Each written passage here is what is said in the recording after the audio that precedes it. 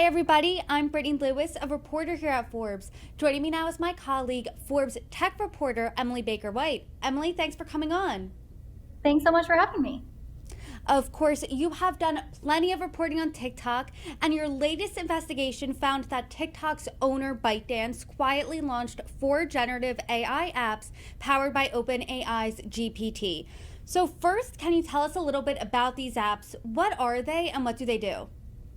Yeah, so these are generative AI apps that are sort of in the same vein as a lot of what we've been seeing from Facebook, from character AI, right? These are, for the most part, fun apps that allow people to play around with the sort of GPT style technology that has really sort of uprooted our society in the past 18 months. So some of these apps allow people to create their own bots.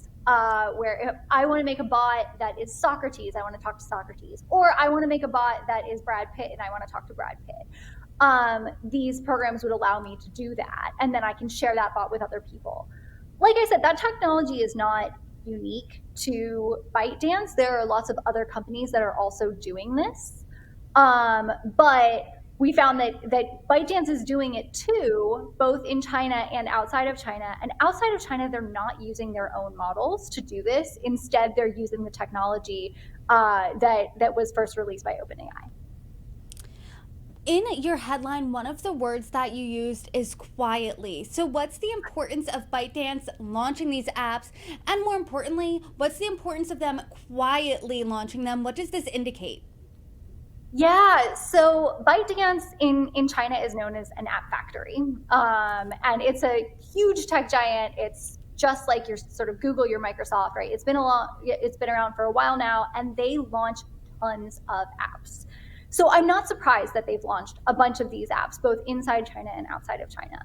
But what made this story interesting and sort of scoopy to me is that they didn't announce that they were doing it. And 3 of the apps actually come through a new ByteDance subsidiary that no one had linked ByteDance to before. And so finding that subsidiary and then going to ByteDance and being like, hey, it looks like this is you. Is this you? Was a part of the reporting process for me. And just the fact that this company is so prolific. They release so many things. And often the apps that they release don't last. Like they throw stuff at the wall, and some of it works and some of it doesn't. But because they are so big and so prolific, they're able to launch a ton of stuff and just see what sticks. And TikTok was actually one of those at the beginning. It was one of many apps, and it stuck in a way that a lot of others didn't. So I think it remains to be seen whether these apps that I wrote about are even going to stick around. But it's really interesting that the company is getting into generative AI forcefully and quickly, because it shows that they want to be a player in the space.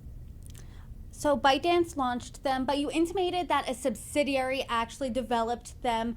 Who is that? The subsidiary is called Spring PTE in Singapore. It's a sort of nondescript corporate entity.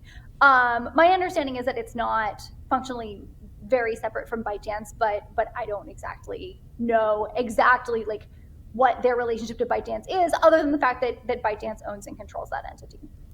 And from your reporting, does it seem like ByteDance is purposefully or inadvertently hiding that they're behind this?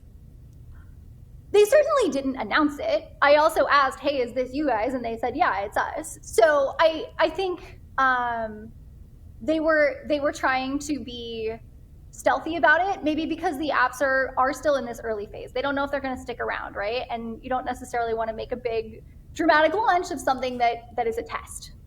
If it's not going to work out, you'd maybe rather it not be put on blast. But I would say they were quiet about it. I would not say they were deceptive about it, because like I said, I asked them and they said, yeah, this is us.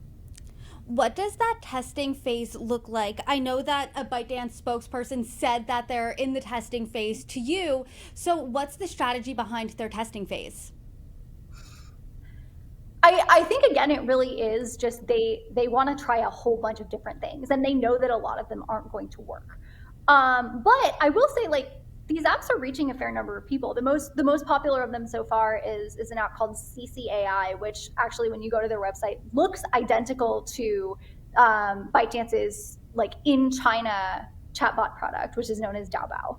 And CCAI has more than 10 million downloads. They're not in the United States. The app hasn't launched in the US, but elsewhere in the world, there are millions of people using these things. So they are in testing. And of course, 10 million downloads is not, it doesn't hold a candle to TikTok, but still that's millions of people using a product. So it may be a test and it may be small for ByteDance, but it's not necessarily small overall. That is millions of people using that. I am curious, where are these millions of people located? What countries can we get these apps? A lot of different countries. And I also don't know every country that they were launched in. But we know that they've been active in Asia. We know that they're launching some of these products elsewhere. And I do want to note that one of the apps, Cozy, C-O-Z-E, is apparently available in the United States per a ByteDance spokesperson. And that app is less entertaining and more work-focused. So it allows you to create chatbots too, but it allows you to create chatbots to help you with complicated work tasks. It's not so much helping you talk to Socrates or Brad Pitt. And is there a specific strategy as to why not all of the apps are launched in the United States yet? So that's something that we see with a lot of tech companies and a lot of early launches. Very often companies will launch apps and products in places where there is less regulatory scrutiny and fewer regulatory demands. So when you launch an app in the US or in Europe, especially in Europe, you have to comply with GDPR. You have to comply with a bunch of rules and laws. And so we often see companies test products in markets where there are fewer laws or less demanding laws, so that they can see, is this thing even going to be worth the amount of money that we have to put into compliance to launch it worldwide? Emily, in the past year and a half, really, when generative AI has been coming up in conversations, the mood has ranged from everything from excited to fearful and everything in between. Does ByteDance have a clear goal with generative AI in the long term? I think their goal is the same as every other big tech company, right? This is a compelling technology. It has the capacity to make people's lives easier and to entertain people in ways that we didn't have before generative AI sort of burst onto the scene. I think the company would like it to become really useful and really indispensable to people so that they can eventually make money off of it. But I think, as with all the companies in this space right now, we are very early in that process. And some of this stuff will probably be a fad. Some of this stuff will probably be actually useful and stick around. And everybody's going to have to figure out which is which. And before I let you go, you actually had the opportunity to test some of these apps. Can you tell us a little bit about your experience and what you found? Yeah, so one of the things that I wanted to test on the apps was to see how they handled sensitive geopolitical issues, especially geopolitical issues that the chatbots would not be allowed to talk about in mainland China. And so I asked them about the Tiananmen Square massacre. I asked them about Tibet and Taiwan. I asked them sort of all sorts of politically sensitive questions just to see what they would do. And for the most part, they answered them as a chatbot in the US would. It was pretty standard. There was clearly not aggressive censorship going on in those answers. And I'm not super surprised about that now that I know that they were based on OpenAI's technology, because it sounds like really a model that OpenAI built was answering the question. And so I'm not surprised that it wasn't engaged in any sort of censorship. That's one thing that's tricky for ByteDance about moving into generative AI more broadly, is that in China, to launch generative AI products, you have to get approval from the government. And the government says that your generative AI products do need to abide by censorship rules and sort of propaganda rules that are put out by the government. That's not a surprise, but if Chinese companies then want to launch their products in the rest of the world, either they're going to launch the same thing, which is going to engage in that sort of censorship and propaganda, which would be a problem in a lot of markets, or they're going to have to build two parallel systems. And so for the moment, it looks like ByteDance is working on building its own system within China that they're using for Daobao, this app in China.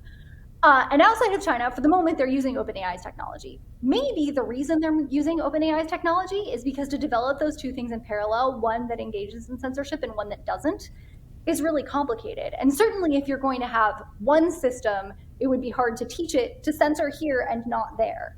And so I think for ByteDance and for all other Chinese companies, as they sort of wade through the regulatory morass around generative AI, that's going to be really complicated, and we're going to have to see how they try to walk that line. That's really interesting. So if you asked the same question on Tiananmen Square but in China, you would get a different answer. Yeah, so to be clear, OpenAI actually doesn't allow its tech to be used in China right now, maybe for this reason. But ByteDance does have a chatbot product based on their own tech that is in China. I am not in China. I have not asked that app a question, so I don't want to be too presumptive about what it would say. But Chinese law basically says, yes, it has to answer that question differently than OpenAI's bot might in the United States. Emily Baker White, thank you so much for your reporting. You're welcome back anytime. Thanks so much.